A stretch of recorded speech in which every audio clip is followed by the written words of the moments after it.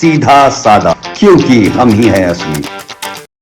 नमस्कार, आप देख रहे हैं सीधा साधा। मानसून सत्र आज खत्म हो गया है। उम्मीदें ऐसी थी कि विपक्ष जो है वो सत्ता पक्ष को पूरी तरह से धो देगा, लेकिन उम्मीदें इस समय विपक्ष की धुल गई, क्योंकि पूरा मानसून सत्र एक तरीके से कहें तो बर्बाद हुआ है, वक्त खराब हुआ है और कुछ भी हासिल वसूल विपक्ष को नहीं हुआ है। वहीं सत्ता पक्ष ने कहीं ना कहीं विपक्ष पे हावी होते हुए अंतिम सत्र में कहेंगे कि जो धुआंधार बैटिंग की है वो अपने आप में लाजवाब है। हमारे साथ में अमिताभ त्रिपाठी सर मौजूद हैं, जाने माने लेखक हैं, विशेषज्ञ हैं राजनीति के मामलों के। अमिताभ सर, क्या कहेंगे कि विपक्ष ने लास्ट में फुलटॉस दी और मोदी जी ने छक्के पे छक्के मारे? बहुत जबरदस्त तरीके से आपने इसका सही जी शब्दावली का प्रयोग किया। बहुत अच्छी तुलना की क्रिकेट के अनुसार अगर करें। कल नरेंद्र मोदी जी ने भी जब बहस की शुरुआत की थी जी तो उन्होंने यही बोला था कि फील्डिंग उधर से लगाई गई, चौके छक्के इधर से लगाए गए। बिल्कुल वही हुआ जी। और विपक्ष जो है पूरी तरीके से दिशाहीन जी और भ्रमित नजर आया पूरे सत्र में जी। और 3 दिन तक अविश्वास प्रस्ताव पर मैं सारी जो प्रोसीडिंग्स है उसको बड़ी ध्यान से देखता रहा और जानने की कोशिश करता रहा कि विपक्ष की मंशा क्या थी जी और वो क्यों लेकर आए थे। जी। हमने देखा कि जब सत्र आरंभ हुआ था जी उससे पहले एक विवादित वीडियो सामने आया। उस वीडियो को आधार बनाकर विपक्ष ने सरकार को घेरने की कोशिश की।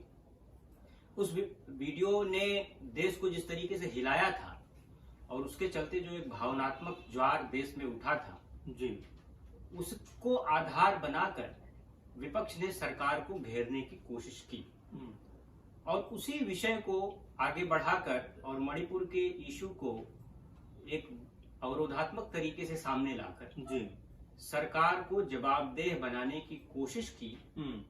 फिर विषय पता नहीं कैसे कैसे आते आते अविश्वास प्रस्ताव तक आ गया जी। पूरी तरीके से विपक्ष की जो रणनीति है वो किसी को समझ में नहीं आई। जब अविश्वास प्रस्ताव में 3 दिन तक बहस हुई, फिर प्रधानमंत्री जी ने जो जवाब दिया जी, उससे कुछ बातें मुझे समझ में आ गई जी कि वो विपक्ष की रणनीति क्या थी और सरकार का इस पर जवाब क्या था। जी। ऐसा लगता है कि विपक्ष मणिपुर के मुद्दे को लेकर नरेंद्र मोदी की जो विश्वसनीयता है उसके लिए एक संदेह का प्रश्न खड़ा करना चाह रहा था, उनके पूरे व्यक्तित्व पर, उनकी नीयत पर। और मुझे ऐसा अब लग रहा है कि जिस तरीके से राहुल गांधी जी संसद में तो उनकी पार्टी ने वॉकआउट किया, उन्होंने प्रधानमंत्री से बाद में जवाब भी मांग सकते थे, जो भी एक संसदीय परंपरा के तहत नियम होता है, उसका भी उन्होंने लाभ नहीं उठाया। तो सरकार और विपक्ष के बीच में तू डाल डाल में पात पात का खेल खेला गया जी। मुझे लगता है कि सरकार को कहीं न कहीं इनकी पूरी रणनीति का पता लग गया और उन्होंने इनको न केवल धोया, इनको थकाया और इनको पूरी तरीके से देश के सामने ऐसा एक्सपोज कर दिया कि अब इनको समझ में नहीं आ रहा है कि वो किस तरीके से जवाब दे। उन्होंने जाल फैलाया था सरकार के लिए, लेकिन उस जाल में से सरकार निकल गई और फिर उलट के इनको ही उस जाल में फंसा दिया। जी बिल्कुल। और अमिताभ सर, इस बीच में एक और बात यहाँ पे जोड़ना चाहूंगा कि कांग्रेस बड़े उत्साह में थी कि राहुल गांधी की वापसी संसद में हो रही है, लेकिन जब वो बयानबाजी करने आते हैं तो क्या कहते हैं क्या नहीं कहते। मेरे ख्याल से कई लोगों ने इसको भी जो है कटाक्ष किए हैं, जिस तरह के शब्दों को उन्होंने इस्तेमाल किया है वो शब्द भी जो है उनके भाषण से हटाए गए हैं। और आखिर में जिस तरह से उन्होंने फ्लाइंग किस का एक जो नजारा पेश किया है, कहना गलत नहीं होगा कि बना बनाया खेल खुद अपने हाथों बिगाड़ लिया। देखिए क्या है कि उस पर मैं ज्यादा बहस नहीं करूंगा, क्योंकि वो छोटे छोटे इश्यूज पे कभी कभी तो मुझे लगता है कि राहुल गांधी जी ऐसी हरकतें केवल इसलिए करते हैं क्योंकि उनको मजा आने लगा है कि पॉजिटिव कुछ हरकत करके तो वो मीडिया में रह नहीं सकते, तो नेगेटिव हरकत करने से उनके ऊपर चर्चा में वो बने रहते हैं। टीवी स्पेस, मीडिया स्पेस कैसे लेना है उनको पता लग गया है। पॉजिटिव में नहीं, जब उनको मिलता है तो नेगेटिव हरकत करने लगते हैं। मैं नहीं मानता हूं कि वो बिना सोचे समझे सब करते हैं। उनको कैसे मीडिया में अपने को बनाए रखना है, वैसी जो चीप हरकत है वो करना शुरू कर दिया उन्होंने। जी। मैं इस विषय पे आना चाहता हूं कि जब ये विषय आया कि राहुल गांधी की सदस्यता बहाल हो गई है, उसके बाद भारत में एक इकोसिस्टम है। उस इकोसिस्टम ने इंटेलिजेंसिया इंटेलिजेंट जितने भी लोग हैं जो अपने को इंटेलिजेंट समझते हैं, बुद्धिजीवी समझते हैं, जी मीडिया का एक वर्ग, सोशल मीडिया का एक वर्ग 24 घंटे तक शेर लौट आया है, बब्बर शेर लौट आया है, दहाड़ेगा, संसद में ये करेगा वो करेगा। और उसके बाद जब अविश्वास प्रस्ताव आया तो उसके लिए भी इन लोगों ने राहुल गांधी को उत्सुकता बनाए रखने के लिए उनको 24 घंटे के बाद मतलब बोलने के पेश लिए, किया। जी जी बिल्कुल। और ये हुआ कि भाई तब और वो कुछ बोलेंगे इस बात की उत्सुकता सभी को थी। कल जब प्रधानमंत्री जी ने भी जवाब दिया तो ऐसा लग रहा था कि शायद वो भी सोच रहे थे कि राहुल गांधी कुछ बोलेंगे, मुझे उसका जवाब देना पड़ेगा। उन्होंने भी बोला कि बहुत निराश हो गया मैं। यानी कि ये बात तो है कि राहुल गांधी वापस लौटे तो वो क्या बोलेंगे इस पर सभी की निगाहें थी। जी मुझे ऐसा लग रहा है कि इनकी पूरी रणनीति जो मणिपुर के विषय पर थी उसको पूरी तरीके से ध्वस्त कर दिया सरकार ने। और मणिपुर की रणनीति जो है वो केवल एक अवरोधात्मक और नकारात्मक रणनीति थी और उसमें कोई बैकअप प्लान था नहीं। जी। सरकार को जब समझ में आ गया कि सारा खेल है क्या जी। तो उन्होंने जिस तरीके से उस पर रेस्पॉन्ड किया, यानी रेस्पॉन्ड करने का मतलब है कि वो समझ गए कि ये जो कुछ भी कर रहे हैं इसमें इनकी नियत मणिपुर पर बहस करने की नहीं है और न मणिपुर की समस्या को लेकर इनके अंदर कोई संजीदगी है। ये केवल और केवल नरेंद्र मोदी के विश्वसनीयता पर एक दाग डालना चाहते थे, उस विषय को फैलाना चाहते थे और उनके इस जाल में सरकार नहीं फंसी। ये कहना गलत नहीं होगा अमित साहब सर कि उत्साह ज्यादा था, विश्वास बहुत ज्यादा कम था, क्योंकि जैसा देखने को मिला कि एक तो संसद के जो दिन थे मानसून सत्र के वो खत्म किए पहली बार, इतना विरोध, इतना हल्ला और तमाम तरह से जनता जो लगातार देख रही थी उसका भी कहीं ना कहीं समय बर्बाद किया। क्योंकि देश की के मुद्दों को लेकर आप संसद में जाते हैं लेकिन ऐसे मुद्दों पर जब आप हट करके बैठ जाते हो जिसका कोई लॉजिक नहीं, क्योंकि लगातार गृह मंत्री अमित शाह कहते रहे कि भाई इन सब मुद्दों पर मैं बात करने को तैयार हूं और आखिरकार ये कहते रहे कि नहीं पीएम मोदी को इस मुद्दे पर बोलना चाहिए। लगातार वो संसद भंग होती रही और टाइम बर्बाद होता रहा। तो क्या ये भी इनकी सोची समझी रणनीति का हिस्सा था कि कहीं हमारे ऊपर ब्लेम ना आ जाए, क्योंकि सबसे अधिक रूल तो आप ही ने किया है। जी, और कल जब उस विषय पर पूरी जी बहस में नॉर्थ ईस्ट के विषय पर गृह मंत्री जी ने बड़े विस्तार से जवाब दिया और प्रधानमंत्री जी ने जब बोला तो अब कुछ भी बचा हुआ नहीं था। तो आज फिर 3 बजे फिर राहुल गांधी ने प्रेस कॉन्फ्रेंस की और उसको फिर एक बार इमोशनल ड्रामा करने की कोशिश की जी कि मणिपुर जल रहा है, प्रधानमंत्री हंस रहे थे और इतने संवेदनहीन प्रधानमंत्री हैं, ये है वो, मतलब फिर वही इमोशनल ड्रामा। सवाल ये है कि वो इसके पीछे करना क्या चाहते थे। जी उनका केवल एक ही मकसद था, मुझे जितना समझ में आता है। गृह मंत्री का विषय होता है और गृह मंत्री ने वहां जाकर 3 दिन बिताए, गृह राज्य मंत्री भी वहां थे जी। इसके बाद भी इस बात पे अड़ जाना कि हम प्रधानमंत्री से ही जवाब लेंगे, इसके पीछे इनका मकसद जो मुझे समझ में आता है वो ये था कि अगर प्रधानमंत्री गृह मंत्री को बाईपास करके जवाब दे देते तो फिर ये लोग ये कहते कि आपके गृह मंत्री जो है वो स्थिति को संभाल नहीं पा रहे हैं इसलिए प्रधानमंत्री को कूदना पड़ा और इसलिए गृह मंत्री से कहते कि अब ये इस्तीफा दे। जी तो असल में बात यह है, देखिए समझिए 2014 के बाद से नरेंद्र मोदी के मंत्रिमंडल में इनको विश्वास इनको नहीं है जी, क्योंकि इनको अच्छा नहीं लगता है कि नरेंद्र मोदी प्रधानमंत्री बने रहे और वो प्रधानमंत्री के रूप में अपने मंत्रिमंडल का जो उनका काम कर रहा है वो इनको पसंद नहीं है। बिल्कुल। तो जब इनको अविश्वास तो कोई ना कोई चीज ले आके इनकी जो मंशा होती है, जो मकसद होता है वो स्पष्ट हो जा रहा है कि ये हर तरीके से यही चाहते हैं कि इनको बर्दाश्त नहीं है, नरेंद्र मोदी का प्रधानमंत्री बने रहना इनको पसंद नहीं आ रहा है। इसलिए गृह मंत्री को घेरने की कोशिश होती, फिर कहते गृह मंत्री इस्तीफा दें, फिर गृह मंत्री इस्तीफा देते देते मामला आ जाता, कहते थे प्रधानमंत्री इस्तीफा दें। तो अब राहुल गांधी के और सोनिया गांधी की इच्छा के आधार पर तो देश के गृह मंत्री प्रधानमंत्री नहीं चलते ना, उनको तो जनादेश मिला हुआ है।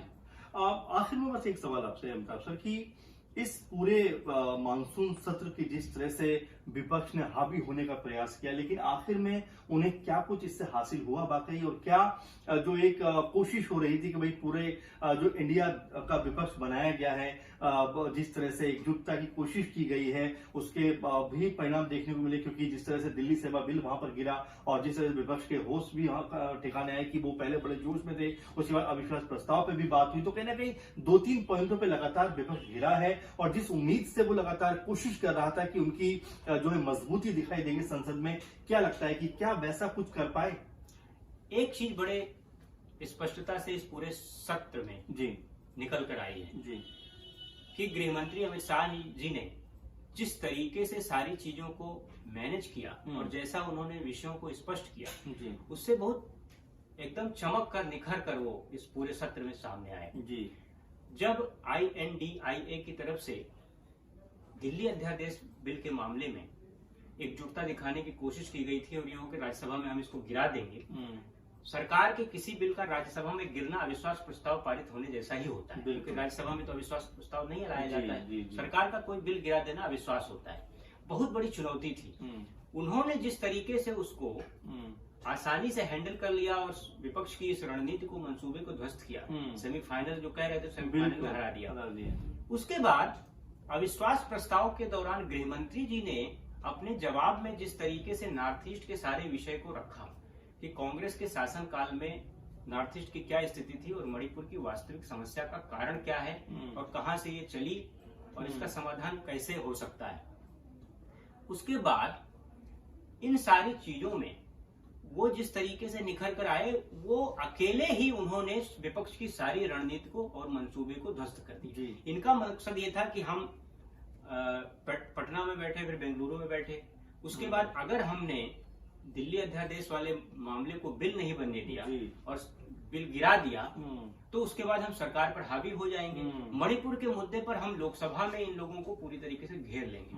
मुझे लगता है गृह मंत्री जी ने इस सारी रणनीति को भांप लिया और जिस तरीके से उन्होंने व्यवस्थित तरीके से उस पर जवाब दिया है, वो चीज साफ साफ कल दिख रही थी कि अपना भाषण शुरू करते हुए ही प्रधानमंत्री जी ने अपने भाषण की दूसरी पंक्ति में भी अमित शाह जी का नाम लेते हुए कहा कि कल अमित भाई ने बहुत कई मामलों में उन्होंने उनका नाम लिया। इससे लग रहा है कि उन्होंने जितनी सरलता से चीजों को संभाला उससे प्रधानमंत्री जी काफी रिलैक्स हो गए और विपक्ष की सारी रणनीति को उन्होंने ध्वस्त कर जी। आपने इशारा किया है, पता नहीं मैं समझ पा रहा हूँ नहीं समझ पा रहा हूँ, हमारे दर्शक समझ पा रहे होंगे, अमित शाह जी का जिक्र आपने किया कि बहुत निखर कर सामने आया। अगर इसको हम थोड़ा सा विस्तार से जानने का प्रयास करें तो कैसे उनको देख सकते हैं आने वाली राजनीति में, क्योंकि कई सारे पहलू हैं इसके भी, और अमित शाह जी का इस तरह से निखर कर सामने आ रहा किस तरफ इशारा करता है आपके लिहाज से भी? आपको पॉलिटिकल राजनीति की इतनी समझ है, इतना अनुभव है, उसके आधार पर मैं क्या समझना चाहूँ इससे? देखिए 2019 में 370 अनुच्छेद जब हटाने का बिल का विषय वो राज्यसभा में लेके आए थे और उन्होंने हटाया था। उसके बाद CAA वाला NRC के विषय को भी उन्होंने उठाया था। बिल्कुल। उसके बाद बीच में 2020 में और 21 में कोविड के चलते चीजें थोड़ी शिथिल हो गई देश में, एजेंडा उस पर से चला गया। उसके बाद देश में जो एक इकोसिस्टम है एस्टेब्लिशमेंट का जो रहा, पहले वाले एस्टेब्लिशमेंट का, उसने एक बड़ी अफवाह फैलाने की कोशिश की कि ऊपर के शीर्ष 2 लोगों में अच्छी नहीं बनती है और कुछ मतभेद है, ये है वो है, और कहीं ना कहीं ये दिखाने की कोशिश हो रही थी कि अमित शाह जी अब उतने उनके अंदर वो टैलेंट नहीं रहा जो गुजरात में हुआ करता था या पहले जिस तरीके से। तो इसको लेकर एक अफवाह, ये बात मैं इसलिए कह रहा हूँ बड़ी जिम्मेदारी से, मैंने विपक्षी नेताओं के बहुत करीबी लोगों को कहते सुना है कि प्रधानमंत्री कार्यालय में और गृह मंत्रालय में बहुत से विषयों को लेकर मतभेद रहता है। और दूसरा उन लोगों को लग रहा था, बार बार कहते थे कि अब वो बात नहीं रहती, वो फायर जो है अमित शाह जी में नहीं दिखता है। बड़े खुश हो गए थे, उनको लगा कि वो NRC का मुद्दा भी दब गया, CAA पे भी आगे नहीं आ रहे हैं। 370 के बाद उन्होंने कोई बहुत ऐसा ऐतिहासिक निर्णय नहीं लिया। आज ही लोकसभा में उन्होंने घोषणा की है कि वो IPC, Indian penal code, criminal procedure code और इंडियन एविडेंस एक्ट, तीनों को जो पुरानी पद्धति से बदलकर उसको एकदम नए स्वरूप में सामने ले आए। अब ये चीज देखने के बाद मुझे लगता है शायद विपक्ष के लोगों को एकदम से अब इतनी ऐतिहासिक और महत्वपूर्ण चीजें इस सत्र में होनी थी लेकिन इन लोगों ने देखिए कैसा कबाड़ा किया। मैं आज जब ये सुबह सुबह देख रहा था तो मुझे बड़ा आश्चर्य हुआ जी। कि कोई कल्पना से परे था। मैं भी कानून का विद्यार्थी रहा हूं, तो मैं भी सोचता था हमेशा कि ये इतने 100 साल पुराने कानून हमारे देश में अंग्रेजों के बनाए हुए चल रहे हैं अभी भी, उसको बदल दिया। और ये अटल बिहारी वाजपेयी जी जब प्रधानमंत्री थे तब से ये विषय चल रहा था।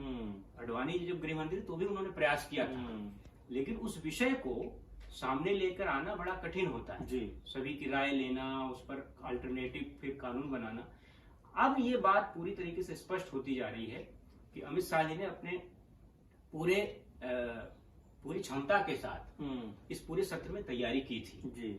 लेकिन विपक्ष इस चीज को भाप नहीं पाया और विपक्ष जो है अपनी नकारात्मक रणनीति के चलते उसको ये लगा कि शायद हमने विपक्ष सरकार को घेर लिया है जी। और ये चीज वो नहीं समझ पाए बिल्कुल कि जो अमित शाह जी ने जो सक्रियता दिखाई उसने इनको ध्वस्त कर जी बिल्कुल। और महत्वपूर्ण जानकारी अमिताभ सर की तरफ से मिली कि जिस तरह संसद का पूरा सत्र ये देखने को मिला, उसमें क्या क्या घटनाक्रम घटे और किस तरह से विपक्ष जो रणनीति उसको भांपनी चाहिए थी वो नहीं भांप पाया। अमित शाह जी ने जिस तरह से पूरी सिचुएशन को हैंडल किया वो अपने आप में बड़ी बात है भाजपा के लिए, क्योंकि अब तक जैसा सर ने बताया भी कि कई लोग ऐसा मान के चल रहे थे कि जो आला कमान है, जो आला जो मंत्रालय है या आला जो पदों पर बैठे उनके बीच में वो अंडरस्टैंडिंग नहीं रही जो पहले हुआ करती थी। लेकिन अमित शाह जी ने और खासकर पीएम मोदी जी ने जिस तरह से पूरी सिचुएशन को संभाला वो अपने आप में ये बताता है कि दोनों के बीच न सिर्फ अंडरस्टैंडिंग बेहतर है बल्कि और ज्यादा बेहतर हुई है। फिलहाल आप इस प्रोग्राम को लेकर क्या सोचते हैं जरूर कमेंट करिए। हम ऐसे मुद्दे लेकर आपके सामने आते रहेंगे और लगातार आपके साथ बने रहेंगे। फिलहाल आप चैनल को सब्सक्राइब जरूर कीजिए, प्रोग्राम को जरूर शेयर कीजिए। नमस्कार।